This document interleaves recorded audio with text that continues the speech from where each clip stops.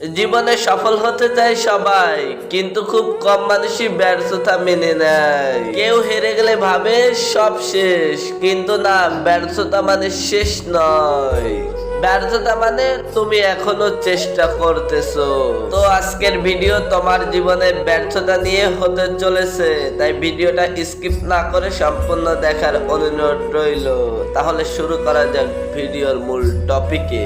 অনেক সময় ব্যর্থতা আমাদের শেখায় কিভাবে সঠিক পথে হাঁটতে হয়, কিভাবে ধৈর্য ধরে রাখতে হয়, নিজের উপর বিশ্বাস রাখতে হয়। যে মানুষ জীবনে একবারও ব্যর্থ হয়নি সে আসলে কোনোদিন বড় কোনো চেষ্টাই করেনি।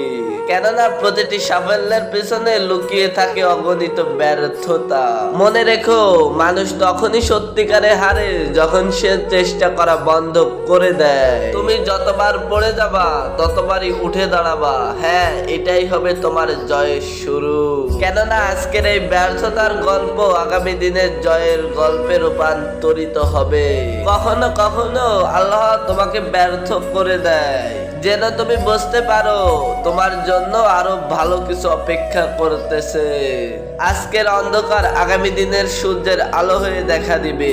তুমি কখনো ভেবো না আমি একা, তোমার সাথে সব সময় আল্লাহ তাআলা রয়েছে। প্রতিটা মানুষেরই ব্যর্থতা দিয়েই জীবন শুরু হয়।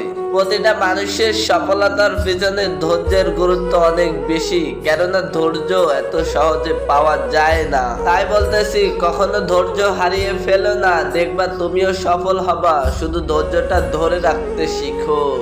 তো আজকের ভিডিও এই পর্যন্তই, দেখাবে ইনশাল্লাহ পরবর্তী কোনো ভিডিওতে। সে পর্যন্ত ভালো থাকবে, সুস্থ থাকবে, দোয়া করি। আর পারলে চ্যানেলটা সাবস্ক্রাইব করে দাও। চ্যানেলটা সাবস্ক্রাইব করলে হয়তো আবারও দেখা হতে পারে ইনশাল্লাহ পরবর্তী কোনো ভিডিওতে।